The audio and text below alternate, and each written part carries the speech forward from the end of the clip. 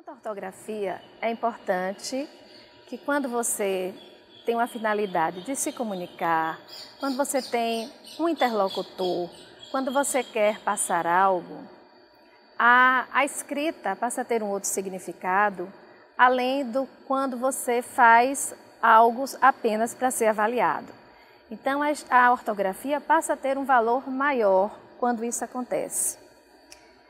É preciso que os alunos saibam que a ortografia escrita tem regras, tem normas que a regem e é necessário conhecê-las para que eles possam usar quando lhes for conveniente, no momento que se fizer necessário, na situação de comunicação que ele precisar usar.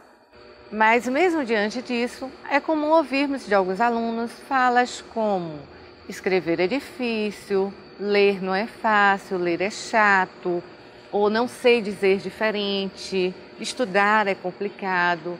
E isso certamente inquieta todos nós e nos levou a buscar a resposta para a pergunta: como fazer para que o nosso aluno seja um leitor e não um ledor?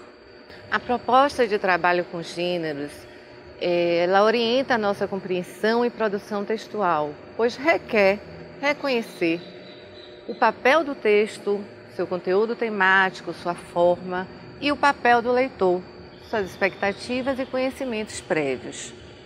Por exemplo, leia o título, celulares. Que hipóteses, que tipo de informação provavelmente esse texto nos dará? Ou ele trará, conterá? Será um texto científico, um texto técnico sobre celulares? Pode ser um conto, pode ser uma fábula, pode ser uma crônica sobre celulares, ou um texto de opinião. Bom, sabendo que o autor desse texto é Luiz Fernando Veríssimo, ele é autor de crônicas, ele escreve e publica em jornais, revistas e livros de crônicas. Certamente, a partir dessa informação, você descartará algumas hipóteses, manterá outras, deduzirá outras sobre o conteúdo, sobre a finalidade desse texto e certamente exercerá o seu papel de leitor, trazendo seus conhecimentos prévios sobre esse assunto. Agora leia um texto. Meu celular, disse um, mostra quem está chamando. Se é um chato, avisa. O meu, disse o outro, acessa a internet, faz café e profetiza. O meu é gravador, relógio, fax, macaco e granada de mão. E ainda faz logaritmos, disse um terceiro. É legal. O meu, disse outro, codifica, decodifica e toca o hino nacional. E quando se perde, me chama. E o meu? E o meu, disse um quinto, para não ficar atrás. O seu, o que faz? O meu, disse o quinto, me ama. Luiz Fernando Veríssimo. Conclusão. Trata-se de uma bem-humorada crônica de Luiz Fernando Veríssimo.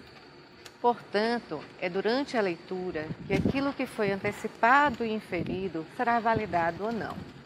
E para confirmar, consideramos os aspectos que constituem um gênero, que foi o seu conteúdo temático e as construções discursivas característicos daquele gênero.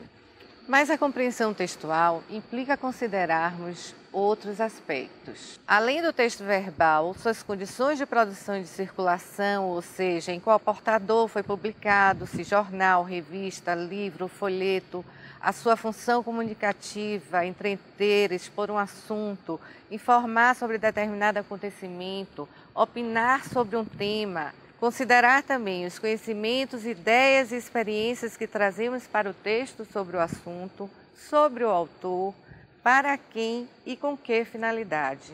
E considerar também os elementos constitutivos do gênero, o conteúdo e as construções discursivas que lhes são próprias.